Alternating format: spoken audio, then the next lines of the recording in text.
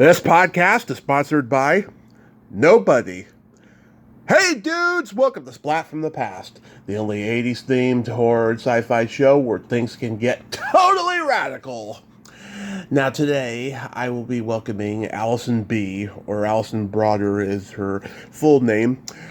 She has a podcast called Who's There? I was a guest on that podcast this summer. It's a horror-themed podcast, and it's pretty cool. It's a nice little podcast where she gets to talk with other nerds about horror. It was the first horror podcast I'd ever done. And she's also a traveler, and she blogs about it. She has a website called www.thatgirlaway.com. Check out her traveling blogs, and her podcast, Who's There. And as I said, yours truly was a guest on there, and it was pretty cool. And she's really nice. I really like talking to her, and it's going to be a great conversation today. Also, rest in peace, Dick Butkus. I was just talking about him the other day with John William Young on the show. He was the strongest and meanest linebacker in NFL history, and he was a pretty funny comic actor. He got to act in some great movies: Hamburger, the Motion Picture, Cracking Up with Jerry Lewis, Johnny Dangerously, and he was on My Two Dads. And the man had such a beautiful name, Dick Butt Kiss. Rest in peace, great one.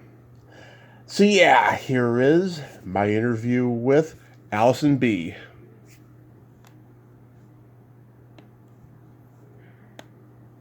Hey Allison, welcome to the show. How are you today? Hey, thank you for having me. So good to talk to you again. Yeah, after being a guest on your show this summer, I'm so happy we could make this happen. Thank you so much. Yeah, I'm excited. So, going back in time, I was reading that you were a theater major in college. Did you want to be an actor growing up? I did not. I wanted to work behind the scenes. I wanted to be a producer. So. A what? A producer. A producer? No. Yeah. Yeah. So, did you find out, early on what a producer did, and then you were like, oh, that's what I want to do? I did. I found out, what all the different jobs in theater were, and then I realized that I was not that good of an actor, but I was good with, numbers. So I was like, I can be on the business side, maybe. Nice. Yeah. So you tried, you did, school plays, and then you were like, this isn't for me. Yeah, definitely. I wasn't a good actor. I probably could have been good if I worked harder at it, but I didn't want to, and it's such a hard industry to break into that I was like, I don't want to be a waiter until I'm 40. So. Yeah. No, that's not a good thing. So, yeah. So you were born in California but raised in New York? I was. What part of California? Diamond Bar, Fullerton. Oh, okay. Yeah, I'm born and raised in San Mateo, which is small town San Francisco. So. Nice. Yeah, so I know all over California. So, what college did you go to? I went to Pace University in New York City. Mm-hmm. And were you learning theater there to be a producer? I was a theater arts major, so I kind of did everything within theater besides acting, but then I was also a business minor, so I got my business courses in. So you were learning business stuff, of possibly starting a business, right? Yeah, a little bit like that, yeah. Yeah. So what was your trajectory by that point? What do you mean? Of what you wanted to do after you graduated? My goal was just to get a job working in theater somewhere. I didn't really care where. I had my dream companies, but I was like, I'll take anything to start. And did you become disillusioned with it after a while? I did. I had a job at an off-Broadway theater company right after college, which, of course, the company didn't go under, but they laid off 2 or 3 people at a company of 7, after the 2008 stock market crash. Oh, yeah. So I got a job that was not in theater, but then I went back to theater 3 years later, and I worked in theater for like another couple of years, and then I was disillusioned with it. So I was like, I'm going to go do something else now. Yeah, I used to do props backstage in theater, and like there's hardly any prop handlers anymore backstage in theater. Like after I came back from my car crash, I wanted to get back into it, but like there's like no more of it now, and if it is, it's a volunteer job. I was like I was like making $400 a show when I was doing prop handling before my accident. Yeah, it's a really hard industry to be in. It sure is. It sure is. So when did you start getting into traveling and then eventually blogging? I think it was in 2017 that I decided I wanted to start a travel blog because somebody that I was friends with started one too, and I was like, oh, that sounds fun, and I was looking for something to blog about other than the shows that I was seeing. So I was like, oh, I like to travel. I travel a lot, so why don't I do this? And I take a lot of photos. So yeah, I did that until like 2020, and then I've done a little bit over the last couple of years, but I just haven't really been writing about my travels. I've been traveling a little here and there, but I haven't done like any big international trips since the pandemic. So I have to get back to that. Yeah, so like, you know, what are places that you've traveled to over the years? So my favorite places I think have been Budapest and Oslo, Norway. I think they were both really, really interesting and really unique. I also really liked Warsaw, Poland. Yeah. And then Estonia, Tallinn, Estonia is also really, really old Europe, in Eastern Europe. So yeah, it's like very much frozen in time and very beautiful. Wow. Budapest. I don't know much about that country other than Michael Jackson did a concert there in the early 90s that got a lot of attention. I don't know a whole lot about Budapest. So like, you know, what's that country like? You know, what's their food like? Their food is unfortunately very meat heavy, and I don't eat meat, so I ate like a lot of bread and cheese while I was there. Oh yeah. Everyone there was really nice that I met. A lot of people speak English. It's not as common as if you go to like, you know, Paris, or I shouldn't say Paris, but like, I don't know, Germany. Yeah. Somewhere in Germany. But you can pretty easily get around, and also everything's really cheap. The exchange rate is really good, or at least it was when I went there. I think I accidentally, their currency is called the forint, and I accidentally went and took out 100,000 forint from the ATM once while I was there, and it was about $300 US. So, yeah, it's very, very, very cheap. Wow. Yeah, I mean, I'm Croatian, and like I've heard in Croatia/Yugoslavia, it's very meat heavy over there as well. You know, it's funny how other countries are meat heavy. I mean, I guess America is meat heavy too, but at least you have so many alternatives out here, you know? Yeah, definitely. Yeah. So you're a person who likes to travel alone. Why is that? Because I'm really selfish with my time, and I like to move really fast and see everything that I want to see. Same here. not have to worry about what, you know, other people want to do. So.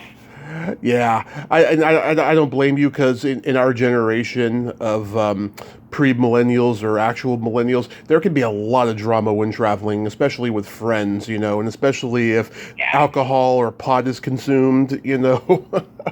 Yeah, definitely. Yeah, I don't understand that. So what places would you like to go that you haven't gone? I want to go to Frankfurt in Germany, and I want to go to Munich again. I want to go to Dubrovnik in Croatia. I'd love to go to like St. Petersburg in Russia. Let's see, where else? India, obviously, because I do a lot of yoga. I heard that Bali is really beautiful too. Yeah, those are some of the places that I want to hit up. Have you ever been to Italy? went to Italy in 2008. It was just too hot, and it was not for me. It was very touristy, and I'm not really into fine art, so. Yeah, my mom's Italian, and it's always been her dream to go to Italy. I hope we both get to someday. How about Japan? Oh, I would love to go to Japan. I have a cousin who went there many years ago, and she said it was great. And it's just like very modern and like almost futuristic because they are so organized. Yeah. So definitely want to go and want to, visit some World War II sites and pay my respects that way. Yeah, I'd love to see their Disneyland over there. I've only seen pictures of it. Yeah. Yeah, that would be nice to see. Yeah, so I'm sure COVID really screwed up your travel plans. Oh yeah, it definitely did.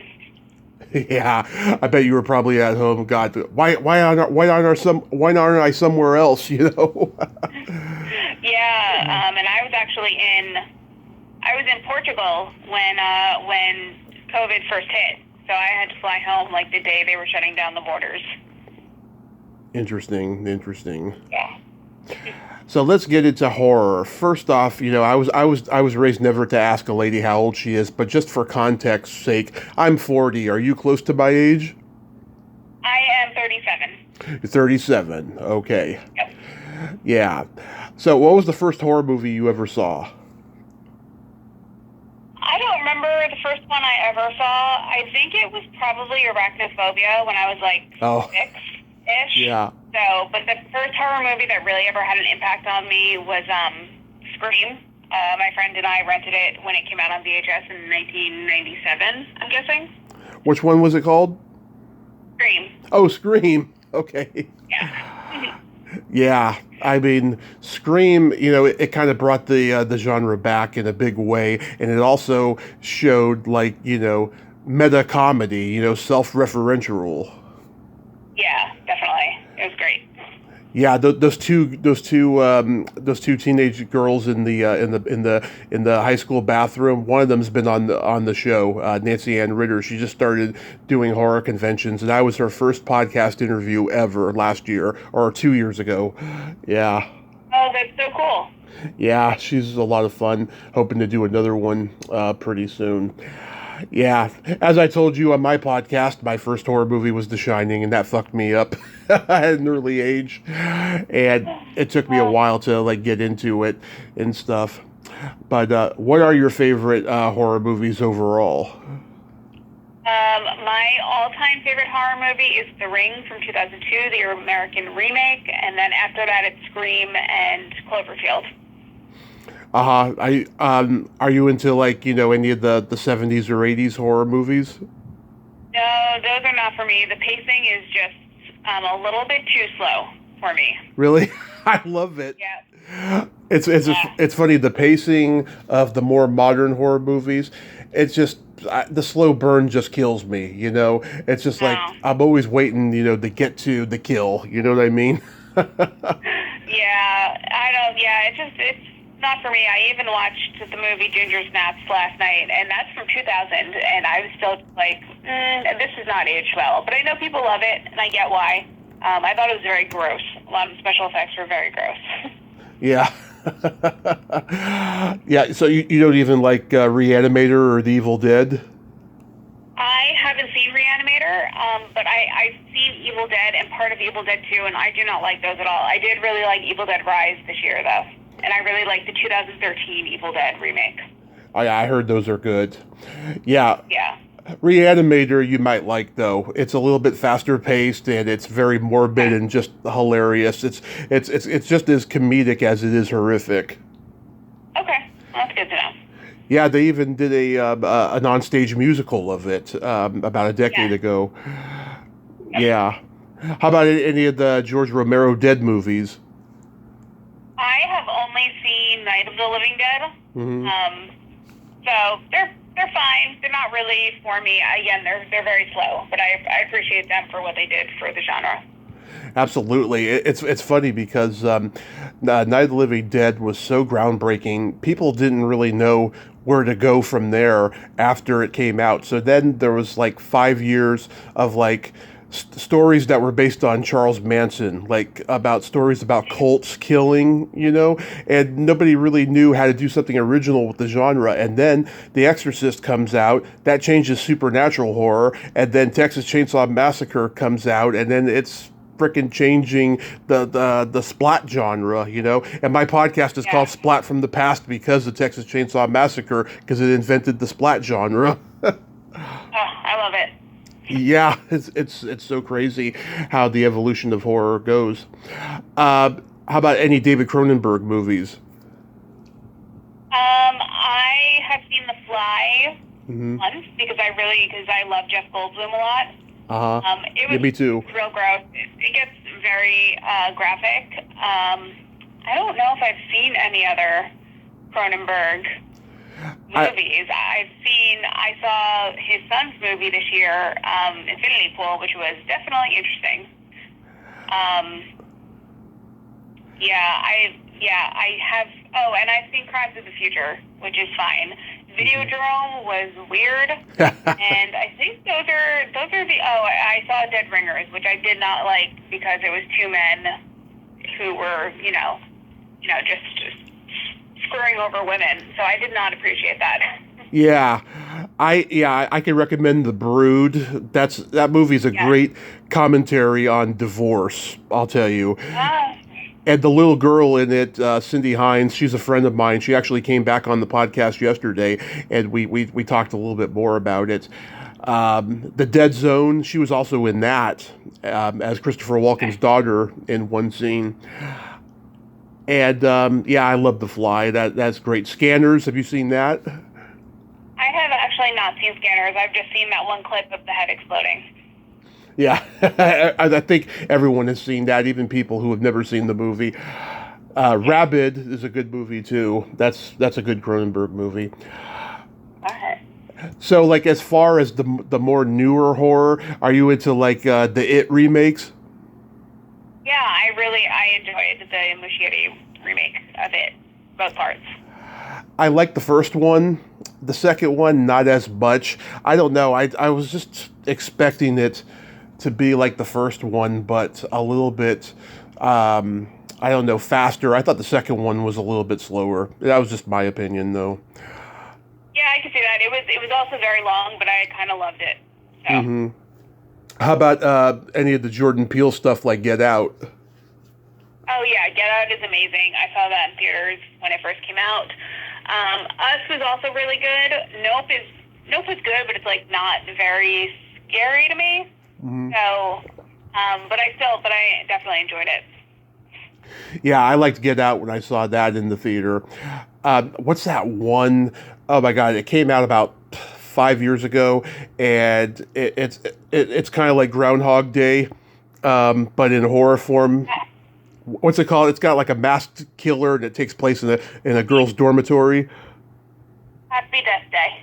Happy Death Day. Yes. Do you like that? Yeah. Yeah. No, I love that movie. I thought that was pretty good. I like that one a lot, and that one took me by surprise. Oh yeah, definitely. Yeah, it was great. Have you seen Beyond the Gates? I have not. No, what is that about? Beyond the Gates, it's about two brothers who are mending their relationship because their father just died, and he owned a video store, and I don't know if you know this, but back in the 80s, they had this trend of like video board games where you like put the video in, and it guides you through playing a board game.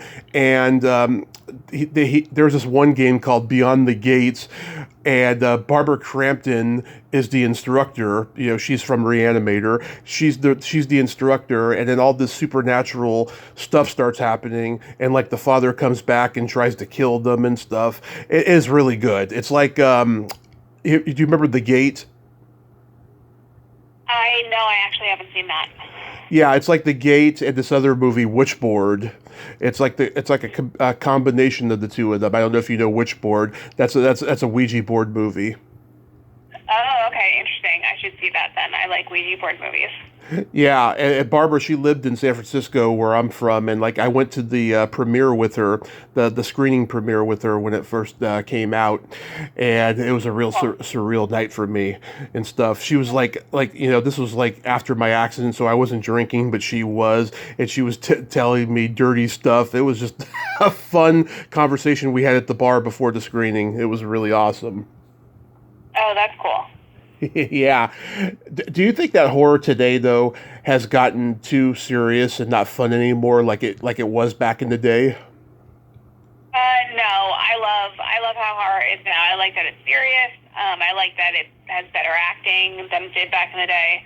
So I am very much in favor of this serious tone of horror today, and I also think they're just better actors, maybe because they're getting better scripts.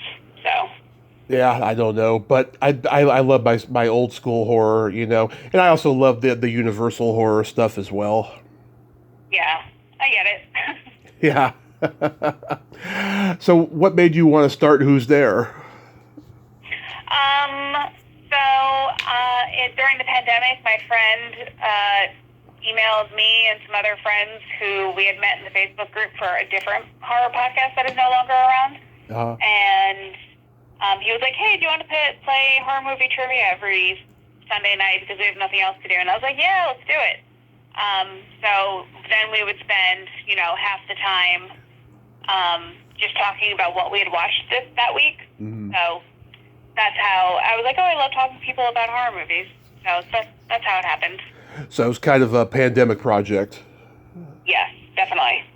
Yeah. Did you have any experience interviewing people before? Nope. Not at all.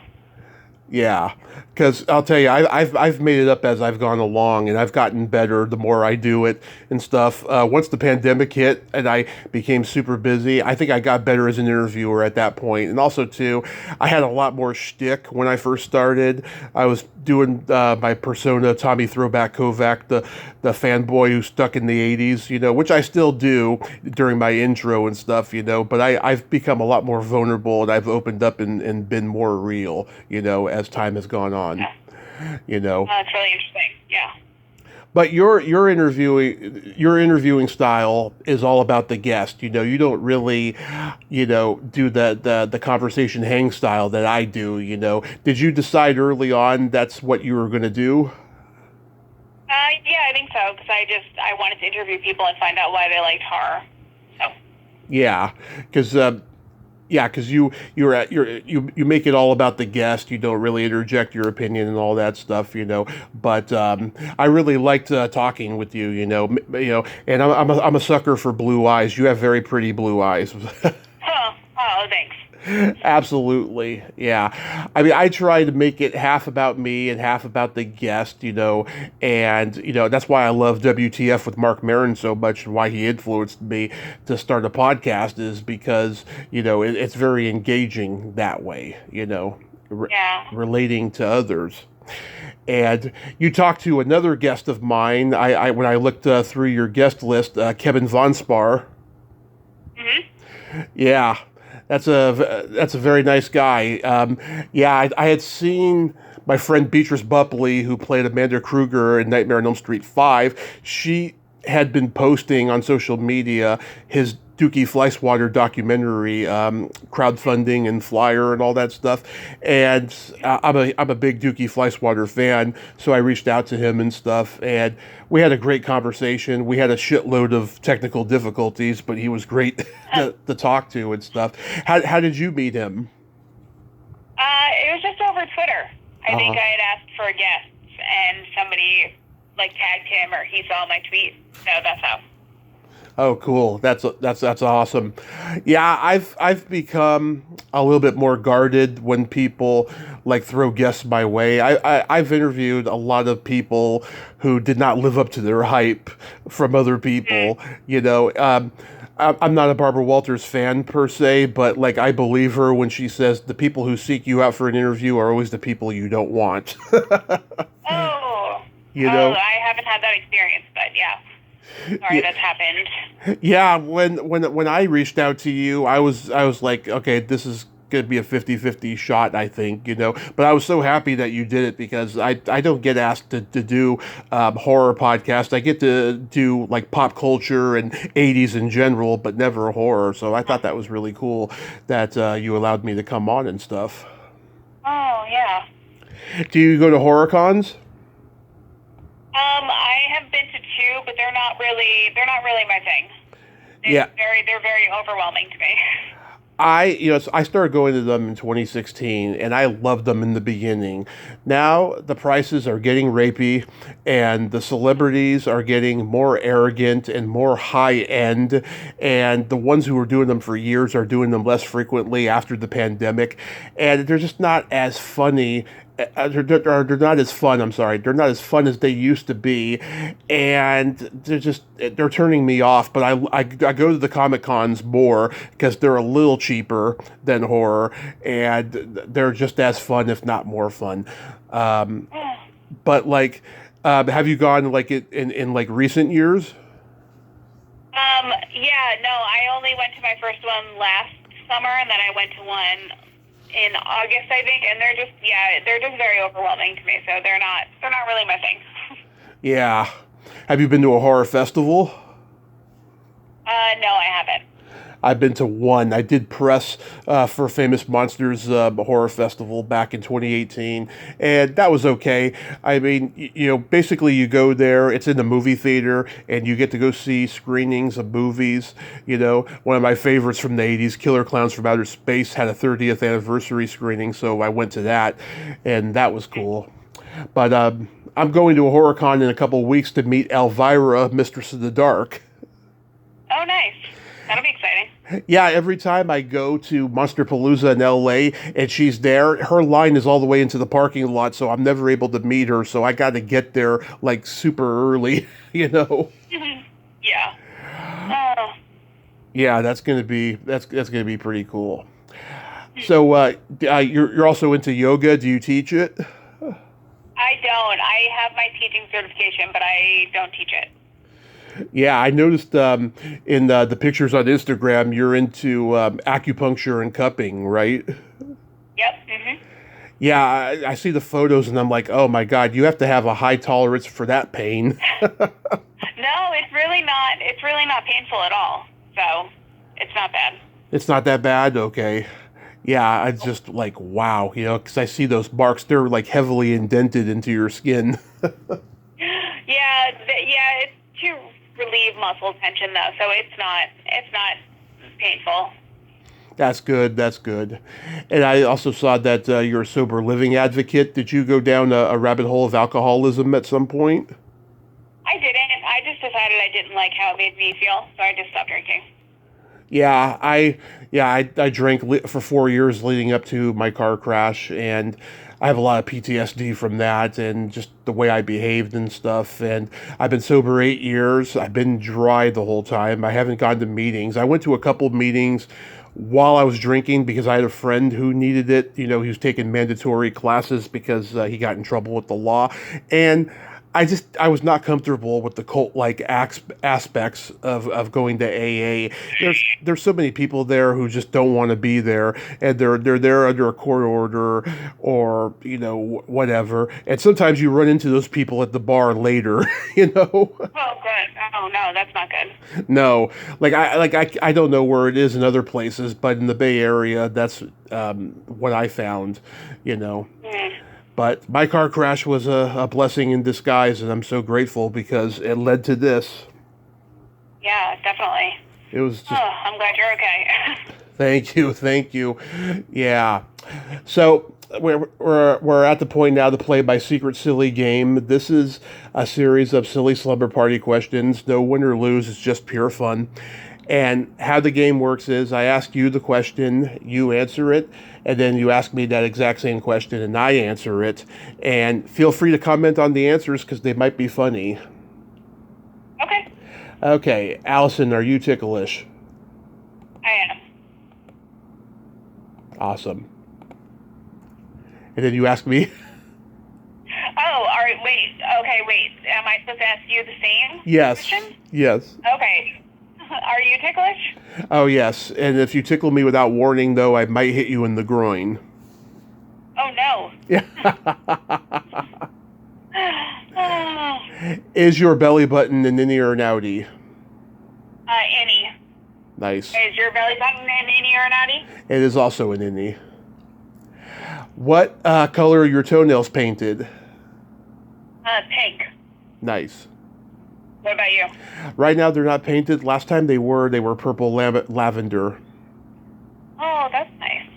Yeah, I like to go elaborate, bright colors. I've been painting my toenails since I was 13.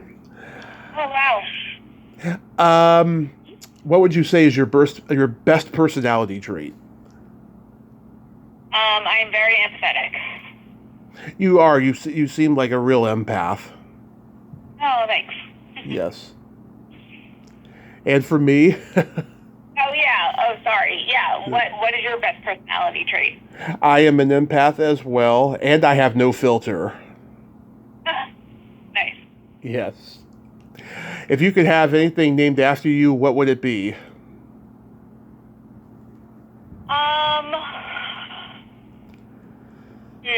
That's a good question. Thank you. Let's see. Maybe a Broadway theater. Nice.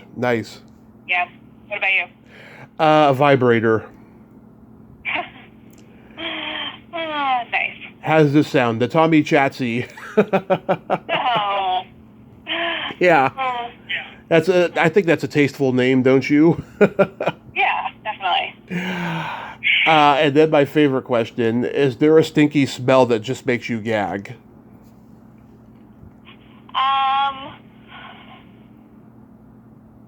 There was one, I used to take a bus to school when I was in 6th grade, and the smell was just terrible. I don't remember really what it smelled like, but I just remember that, like, I couldn't breathe through my nose when I was on that bus. So, yeah. What about you? Nice. Either farts or feet. That makes sense. Yes, it's very odious, no pun intended. Yeah. So how often do you post your blogs, and how often do you drop new episodes of Who's There? I don't really blog anymore, but that's right. New episode. Sorry. Really, that's okay. I post a new episode of my podcast every Tuesday. Every Tuesday. Nice. Are you going to do anything special for Halloween this year? I was thinking about maybe putting out extra episodes, but I'm not sure if I have the energy, so I'm still trying to figure that out. Do you think you'll graduate to interviewing, horror movie actors like I do? Maybe. I have interviewed a few actors in the past, so I'm open to it. Mm-hmm. It's just who I get connected to that, Yeah. and that. Well, if you ever need help connecting to somebody, just let me know. I always like to help other podcasters, because it's a little community, and when you connect with the right ones who are good people, you can't go wrong, Yeah, definitely. Thank you for the offer. That's so kind. Absolutely, Allison, and thank you so much for coming on today. You're such a sweetheart, and once again, your eyes are so pretty. Let's stay in touch. Have a happy holiday season, happy Halloween, and be safe out there. Yeah, thank you so much for having me. And you can find my podcast wherever you listen to podcasts or go to who'stherepodcast.com. So thank you for having me. My pleasure. Have a great day. You too. Bye-bye. Bye-bye. Well, there you have it. Allison B. Ain't she a sweetheart? Oh, what a sweet girl, I'll tell you. And her podcast is cool. Go check it out on most podcasting platforms. I enjoyed talking to her. Well, until next time, this is Tommy Throwback Kovac saying there's no shame in living in the past, because the present sucks. Later, dudes.